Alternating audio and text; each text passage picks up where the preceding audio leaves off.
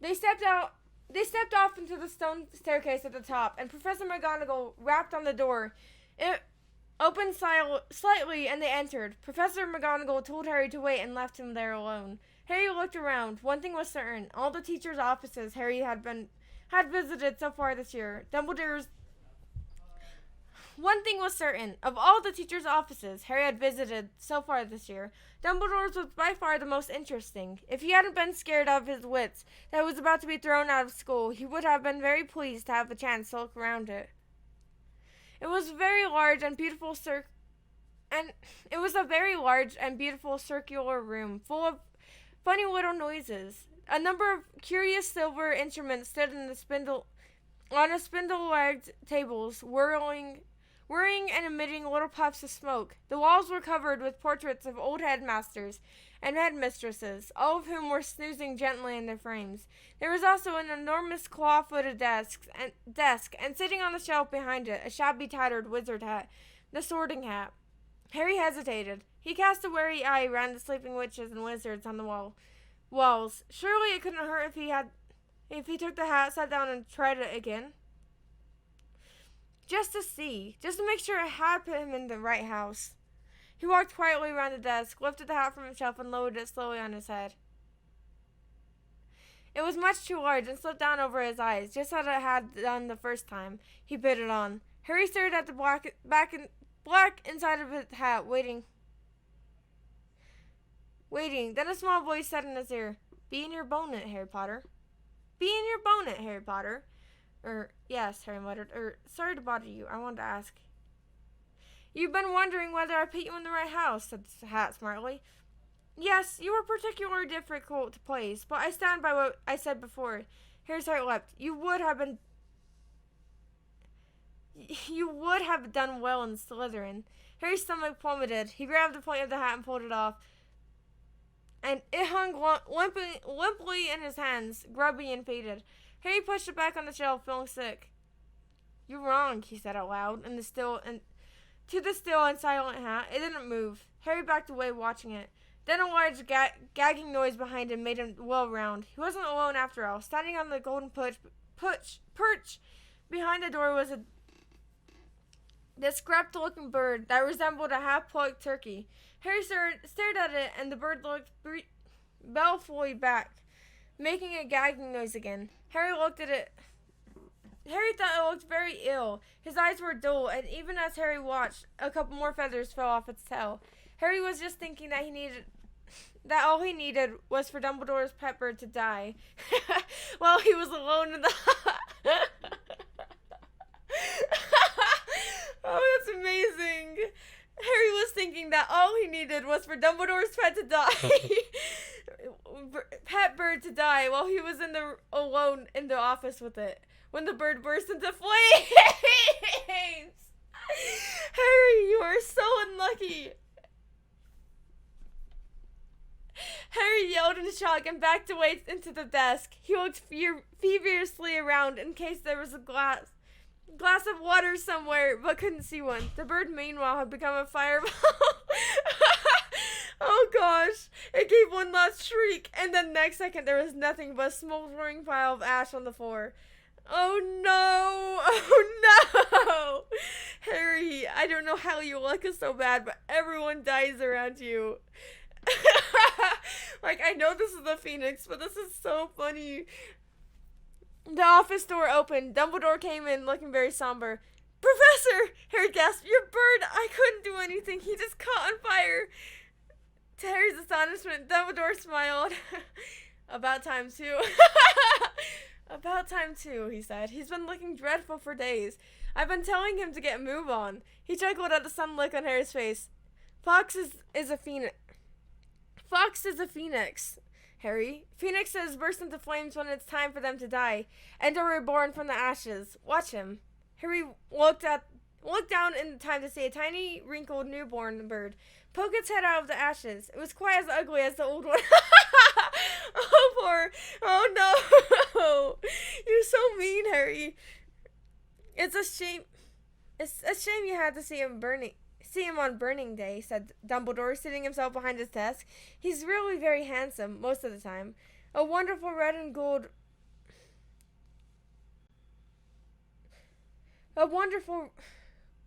He's really very handsome, most of the time. Wonderful red and gold plumages. Fascinating creatures, phoenixes. They can carry immense heavy loads. Their tears have healing powers, and they make highly faithful pets. In the shock of Fawkes catching on fire, Harry had forgotten what he was there for, but it all came back to him as Dumbledore settled himself in the high chair. In the high chair? Dumbledore's a little kid, confirmed. Just kidding. Or too old.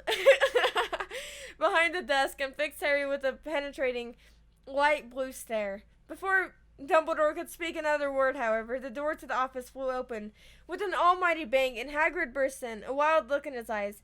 His balaclava perched on top of his shaggy black head, and a dead rooster still swinging from his hand. It wasn't Harry, Professor. It wasn't Harry, Professor Dumbledore, said Hagrid urgently. I was talking to him. Seconds before the kid was found. He never had time, sir.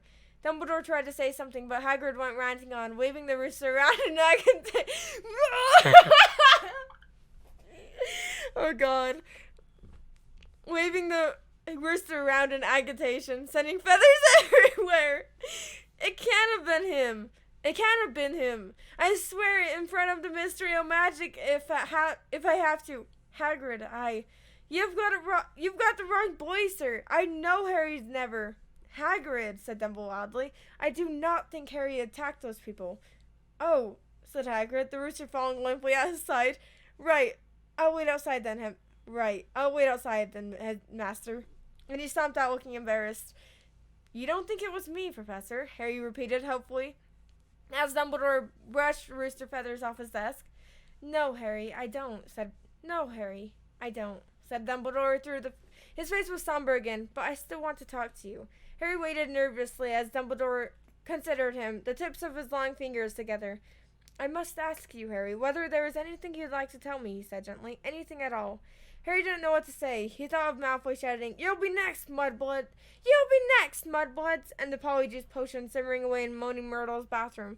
Then he thought of the disembodied voice he heard twice and remembered what Ron had said. Hearing voices no one else can hear isn't a good sign, even in the wizarding world.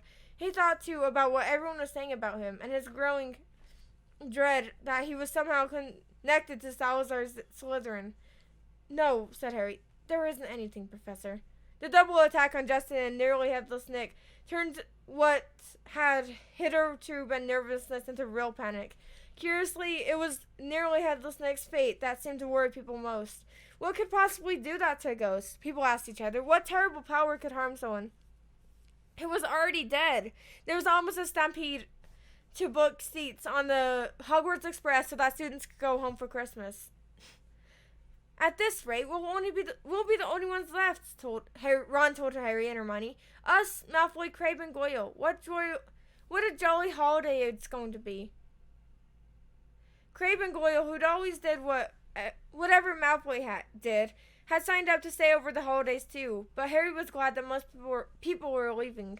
He was tired of people skirting around him in the corridors as though he were about to sprout fangs or spit poison. Tired of all the muttering, pointing, and hissing as he passed. Fred and George, however, found all of this very funny. They went out of their way to march ahead of Harry down the corridor, shouting, Make way for the heir Slytherin, seriously evil wizard coming through. Percy was deeply disapproving of this behavior. It's not a laughing matter, he said coldly. Oh, get out of the way, Percy, said Fred. Harry's in a hurry. He's off to the Chamber of Secrets for a cup of tea with his fanged servant, said George, chortling. Ginny didn't find it amusing either. Oh, don't, she wailed every time Fred asked Harry wildly who was planning to attack next. When George pretended to ward Harry off with a large clove of garlic when they met, Harry didn't mind. It made him feel better that Fred and George, at least, thought the idea of him being Slytherin's heir was quite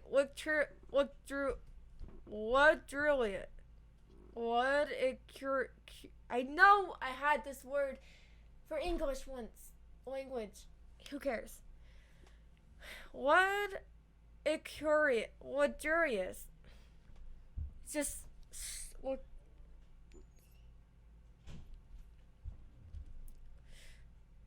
But their antics seemed to be aggravating Draco Malfoy, who looked increasingly sour each time he saw them at it.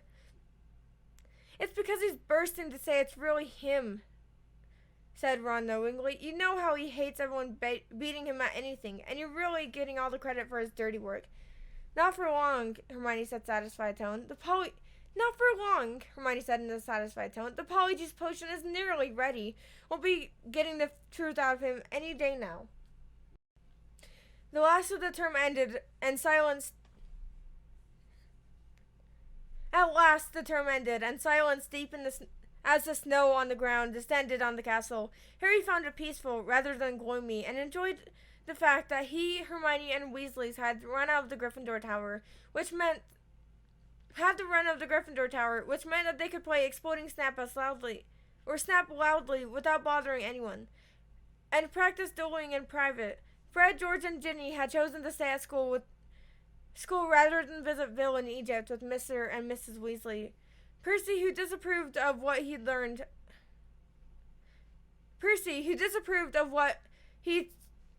termed their childless behavior, didn't spend much time in the Gryffindor common room. He had already told them promptly that he was only staying over Christmas because it was his duty as a prefect to support the teachers during this troubled time. Christmas morning dawned cold and white. Harry, Ron, and the ones left in their dormitory were woken up very early by Hermione, who burst in fully dressed and carrying presents for both of them.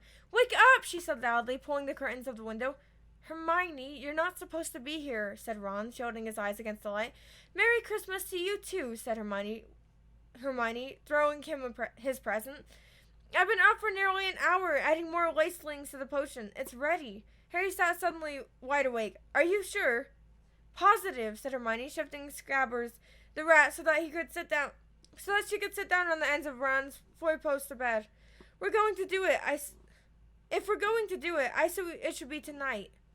At that moment, Hedwig stooped in the room, carrying a very small package in her beak. "Hello," said Harry, happily, as he landed on the bed. "Are you speaking to me again?" She nibbled at his ears in an affectionate sort of way, which was far better present than the one that she had brought him, which turned out to be from the Dursleys. They had sent Harry a toothpick and a note telling him to find out whether he'd been able to stay at Hogwarts for the summer vacation too. The rest of Harry's Christmas presents were far more satisfactory. Hagrid had sent him a large tin of treacle toffee, which Harry decided to soften by the fire before eating. Ron had given him a book called Flying with the Cannons, a book of interesting facts about his favorite Quidditch team, and Hermione had brought him a luxury eagle-feathered quill. Harry opened the last present to find a hand-knitted sweater from Miss Weasley and a large plum cake. He read her card with a fresh surge of guilt, thinking about Mr. Weasley's car, which hadn't been seen since its crash with the Whomping Willow, and the bout of rule-breaking he and Ron were planning next. No one, not even someone dreading taking Polyjuice Potion later, could fail to enjoy Christmas dinner at Hogwarts. The Great Hall looked magnificent. Not only were there dozens of frost-covered Christmas trees and thick streamers of holly and mistletoe crisscrossing the ceiling, but enchanted snow was falling, warm and dry from the ceiling. Dumbledore led in a few of his favorite carols, Hagrid booming more and more loudly with every goblet of eggnog he consumed. Percy, who hadn't noticed that Fred had bewitched his prefect badge so it now read Pinhead, kept asking them all what they were snickering at. Harry didn't even care that Draco Malfoy was making loud, snide remarks about his new sweater from the Slytherin's table, which, with a bit of luck, Malfoy would be getting his competence in a few hours' time. Harry and Ron had barely finished their third helpings of Christmas pudding when Hermione ushered them out of the hall and to finalize their plans for the evening. We still need a bit of the people. We still need a bit of the people you're changing into," said Hermione matter-of-factly, as though she was sending them off to the supermarket for a laundry detergent. "And obviously, it'd be better if you can get something of Crabbe and Goyle's. They're Malfoy's best friends. He'll tell them anything. And we also need to make sure that real Crabbe and Goyle can't burst in on us while we're interrogating him." "I've got it all worked out," she went on smoothly, ignoring Harry's and Ron's stupefied faces. "She held up 2 plum chocolate cakes. I filled these with simple sleeping draught. All you have to do is make sure Crabbe and Goyle find them. You know how greedy they are. They're bound to eat them. Once they're asleep, pull out a few of their hairs and hide them in the broom closet."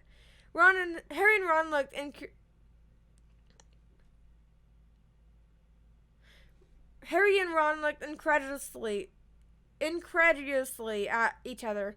Hermione, I don't think that could go seriously wrong." Hermione had stilly glint in her eyes. "Not the one Professor McGonagall sometimes had. The potion will be useless without Crabbe and Goyle's hair," she said sternly. You do want to investigate Malfoy, don't you?"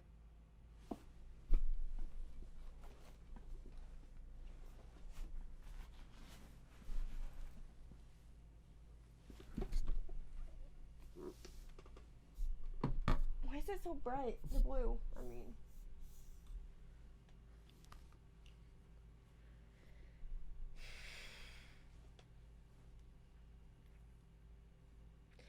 "Oh, all right," said Harry. "But what about you? Whose hair are you ripping out?"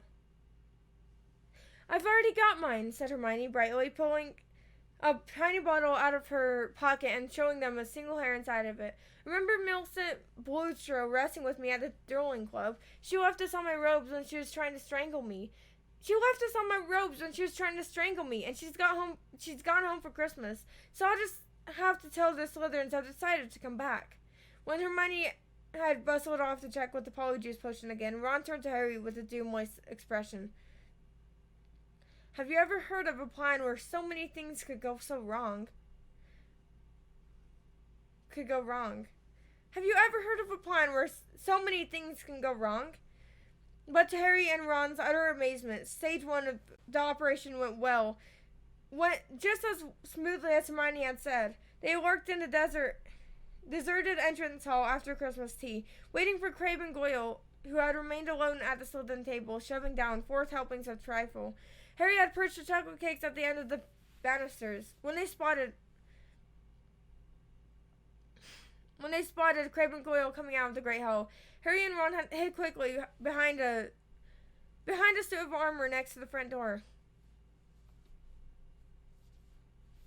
"How thick can you get?" Ron whispered ecstatically as Crabbe gleefully pointed out the cakes to Goyle and then grabbed them. Grinning stupidly, they stuffed the cakes whole into their large mouths. For a moment, both of them chewed greedily, looks of triumph on their faces. Then, without the smallest change of expressions, they both kneeled over backwards onto the floor. By far, the hardest part was hiding them in the closet across the hall. Once they were safely among the buckets and mops, Harry yanked a couple of bristles that covered Goyle's forehead, and Ron pulled out several of Crabbe's hairs. They also stole their shoes, because their own were far too small for Crabbe and Goyle's size feet.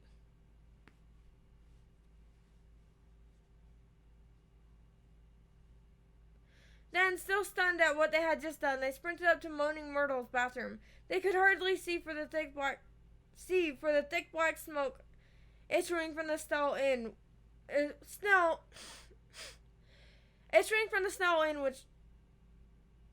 Hermione was stirring the cauldron.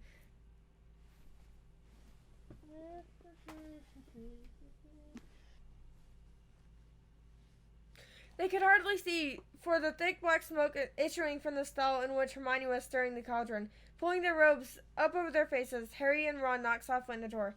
"Hermione?" They heard the scrape of the lock, and Hermione emerged, shiny-faced and looking anxious. Behind her, they heard the gloop of the bubbling, glutinous potion. 3 glasses tumble stood ready on the toilet seat. Did you get them? Did you get them? Hermione asked breathlessly. Harry showed her Goyle's hair. Good. And I sneaked these spare robes out of the laundry, Hermione said, holding up a small stack. You'll need bigger sizes once you're Crabbe and Goyle. The three of them stared at the cauldron. Close up, the potion looked like thick, dark mud, bubbling sluggishly. I'm sure I've done everything right, said Hermione nervously, rereading the splashing pace of the most potent potion. The most potent potions. It looked like the book said it should. It looks like the book said it should. Once we've drunk it, we'll have exactly an hour before we change back into ourselves. Now what? Ron whispered. We separate it into 3 glasses and add the hairs. Hermione ladled large dollops of the potion into each of the glasses. Then, her hands trembling, she took the Bulstrode's hair out of its bottle into the first glass. The potion hissed loudly like a boiling kettle and frothed madly. A second later, it had turned a short stick of yellow. The essence of Millicent Bulstrode, said Ron, eyeing it loathingly. Bet it tastes disgusting. And yours, then, said Hermione. Harry dropped Goyle's hair into the middle glass, and Ron put Crabbe's into the last one. Both glasses hissed and fourth head. Goyle's turned into a khaki color of booger.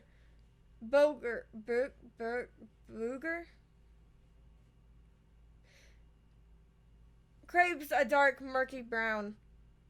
Hang on, said Harry, as Ron and Hermione reached for their glasses. We'd better not drink them all in here. Once we turn to Crabbe and Goyle, we won't fit, and Millicent Bulstrode's no pixie. Good thinking, said Ron, unlocking the door. We'll take the separate stalls.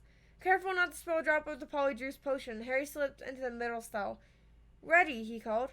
Ready? Ready, came Ron and Hermione's voices. 1, 2, 3. Pinching his nose, Harry drank the potions down in 2 large gulps. It tasted like overcooked cabbage. Immediately, his insides started rising, and as though he just swallowed live snakes. Doubled over, he wondered whether he was going to be sick. Then the burning sensation spread rapidly from his stomach to the very ends of his fingers and toes. Next, bringing him gasping to all fours, came a horrible melting feeling as the skin all over his body bubbled like hot wax, and before his eyes, his hands began to grow. The fingers thickened and the nails broadened, the knuckles were bulging like bolts, and his shoulders stretched painfully, and a prickling on his forehead told him that hair was creeping down towards his eyebrows. His robes ripped as his chest expanded like a barrel, bursting its hoops. His feet were agony, and his shoes four sizes too small, and suddenly it all started. Everything stopped. As suddenly as it all started, everything stopped. Harry lay face down on the stone-cold floor, listening to Myrtle's gurgling morosely, and in the end toilet. With difficulty, he kicked off his shoes and stood up. So this was what it felt like being Goyle. His large hand trembling, he pulled off his old robes, which are hanging a foot above his ankles, pulling the spare ones, and laced up Goyle's boot-like shoes. He reached up to brush his hair off his eyes and met only the short growth of wide bristles low in his forehead. Then he realized that his glasses were clouding his eyes because Goyle obviously didn't need them. He took them off and called, Are you two okay? Goyle's low rasp and his voice issued from his mouth. Yeah, came a deep grunt from Crabbe from his right. Harry unlocked his door and stepped in front of a cracked mirror. Goyle started back at him of dull deepest eyes. Harry scratched his ear. So did Goyle.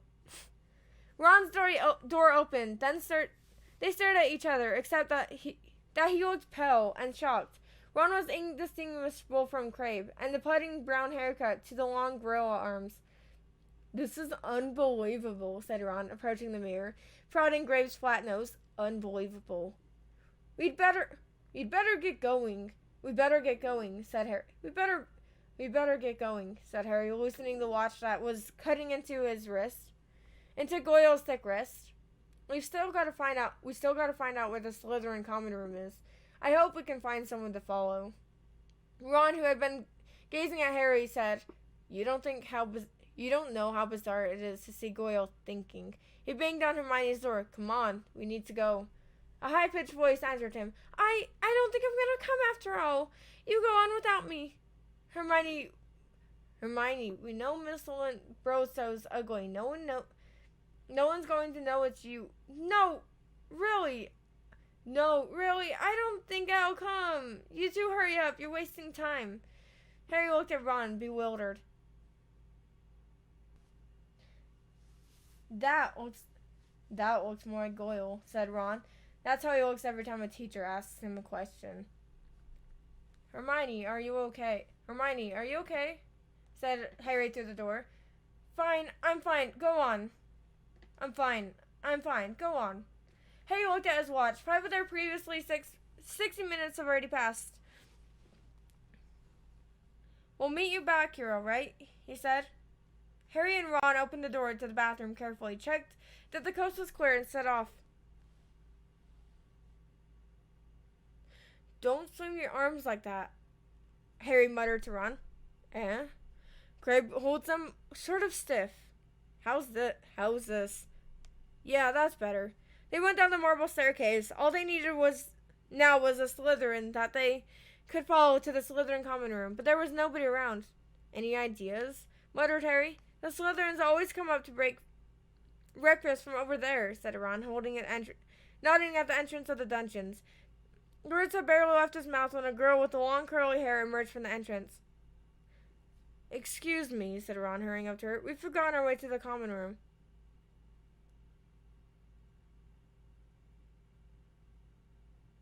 I beg your pardon, said the girl stiffly. Our common room. I'm Ravenclaw. She walked away, looking suspiciously back at them. Harry and Ron hurried down the stone steps into the darkness, their footsteps echoing particularly loudly as Crabbe's and Goyle's huge feet hit the floor, feeling that this wasn't going to be as easy as they had hoped. The labyrinth passages were deserted, and they walked deeper and deeper into the school. Under the school, constantly checking their watches to see how much time they had left. After a quarter of an hour, just when they were getting desperate, they heard sudden movement. Ha! said Ron excitedly. There's one of them now. The figure was emerging from the side room. As they hurried nearer, however, their hearts sank. It wasn't a Slytherin, it was Percy. What are you doing down here? Said Ron in surprise. Percy looked affronted. That, he said stiffly, is none of your business. It's Crabbe, isn't it? What? Oh, yeah, said Ron. Well, get off to your dormitory, said Percy sternly. It's not safe to go wandering around dark corridors these days. You are, Ron pointed out. I, said Percy, drawing himself up, am a prefect. Nothing's about to attack me. A voice suddenly echoed behind Harry and Ron. Draco Malfoy was strolling towards them, and for the first time in life, Harry was pleased to see him. There you are, he drawled, looking at them. Have you two been picking around at the Great Hall all this time? I've been looking for you. I want to show you something really funny. Malfoy glanced witheringly at Percy.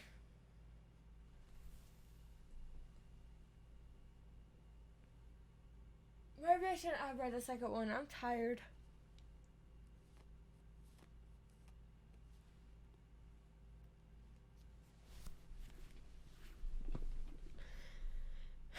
And you're down. And what are you doing down here, Weasley? Or what was that? And what are you doing down here, Weasley? He sneered. Percy looked outraged. You want to show a bit more respect to a school prefect, he said. I don't like your attitude. Malfoy sneered and motioned for Harry and Ron to follow him. Harry almost said something apologetic to Percy, but got himself just in time. He and Ron hurried after Malfoy, who said, as they turned into the next passage, That's Peter Weasley. Percy, Ron corrected him automatically.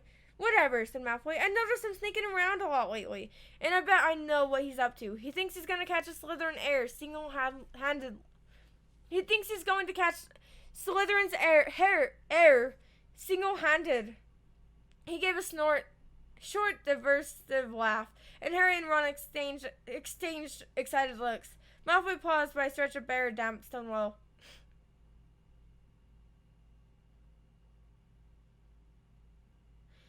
What's the new password again? He said to Harry. Said Harry. Oh yeah, pure blood, said Malfoy, not listening, and the stone door concealed in the wall slid open. Malfoy marched through it, and Harry and Ron followed him. The Slytherin common room was a long, low underground room with rough stone walls and ceiling from which round greenish lamps were hanging on the chains. A fire was crackling under an elaborately carved mantelpiece ahead of them, and several Slytherins were silhouetted along in high black chairs.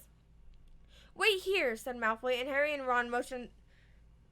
Said Malfoy to Harry and Ron, motioning them to a pair of empty chairs set back from the fowl. I'll go and get it. My father's just sent it to me. Wondering what Malfoy was going to show them, Harry and Ron sat down, doing their best to get home. Malfoy came back a minute later, holding what looked like a newspaper clipping. He thrust it under Ron's nose. That'll give you a laugh, he said.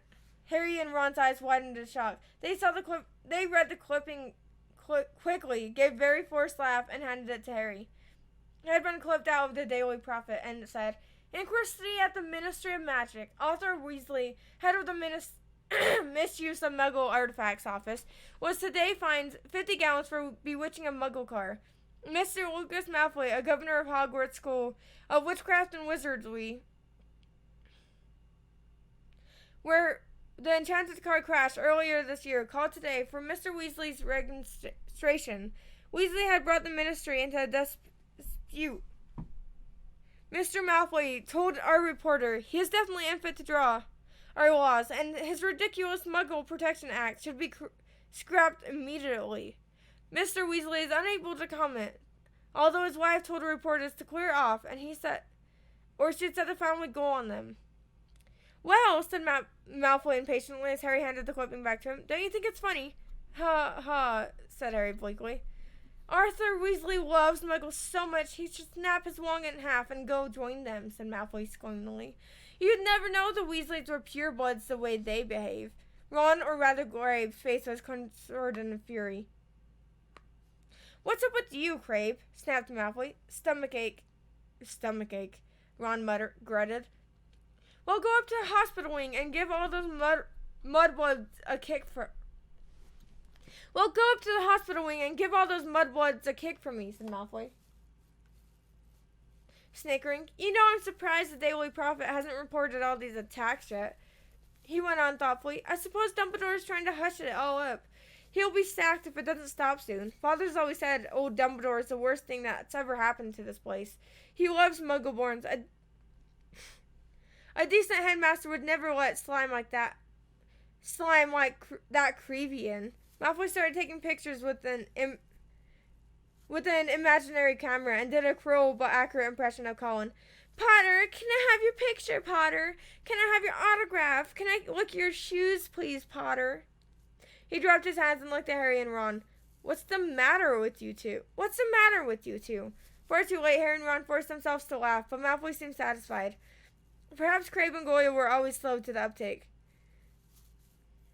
St. Potter, the Mudblood's friend, said Malfoy. St. Potter, the Mudblood's friend, said Malfoy slowly. He's another one with no proper wizard feeling, or he wouldn't go around with that jumped up Granger Mudblood, and people think he's the Slytherin heir.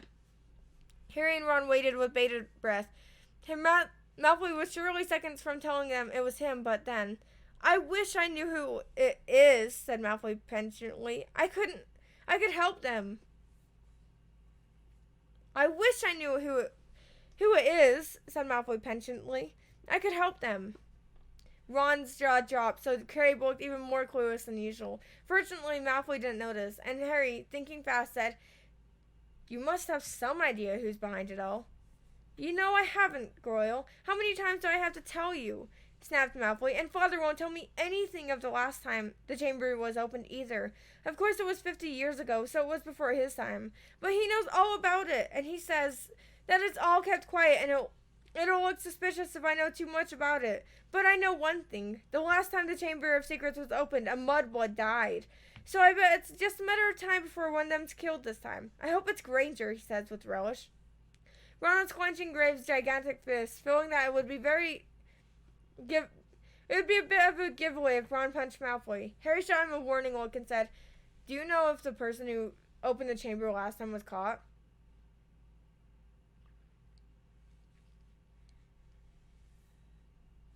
"Oh yeah, whoever it was expelled," said Malfoy. "They're probably still in Azkaban." "Azkaban," said Harry, puzzled. "Azkaban, the wizard prison, Goyle," said Malfoy, looking at him in disbelief. "Honestly, if you were any slower, you'd be going backward." He shifted restlessly in his chair and said, "Father says to keep my head down and let the heir Slytherin get on with it. He says the school needs ridding of all the mudblood filth, but not to get mixed up in it. Of course, he's got a lot on his plate at the moment, you know. The Ministry of Magic raided our manor last. The Ministry of Magic raided our manor last week." Harry tried to force Goyle's dear face into a look of concern. "Yeah," said Malfoy. "Luckily, they didn't find much. Father's got some very valuable dark art stuff, but luckily, we've got our own secret chamber under the drawing room floor." "Ho," said Ron. Malfoy looked at him. So did Harry. Ron blushed. Even his hair was turning red. His nose... Oh, no. Malfoy looked at him. So did Harry. Ron blushed. Even his hair was turning red. His nose was also slowly lengthening. Their hour was up. Ron was turning back into himself, and from the look of horror he was suddenly giving Harry, he must be too. They both jumped to their feet. "Medicine for my stomach," Ron grunted without much farther ado, and they sprinted the length of Slytherin common room, hurled themselves at the stone wall, and dashed up to the passages, hoping against hope that Malfoy hadn't noticed anything. Harry could feel his feet slipping around in Goyle's huge shoes, and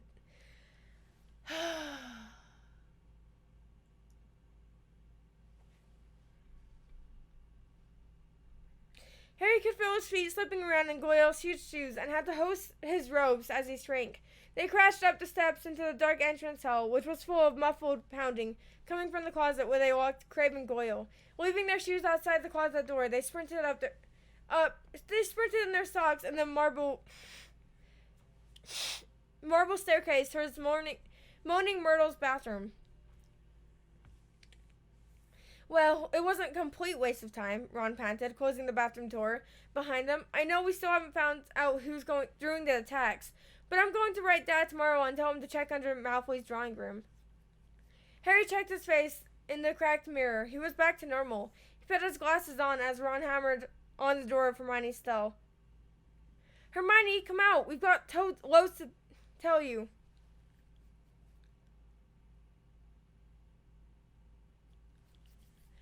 "Hermione, come out! We've got loads to tell you." "Go away!" Hermione squeaked. Harry and Ron looked at each other. "What's the matter?" said Ron. "You must be back to normal by now. We are." But Moaning Myrtle glided suddenly through the cell door. Harry had never seen her look so happy. "Ooh, wait till you see," she said. "It's awful." They heard the log slide back and Hermione emerged, sobbing, but the robes pulled up over her head. "What's up?" said Ron uncertainly. "Have you still got Mistlan's nose or something?" Hermione let her robes fall and Ron backed into the sink.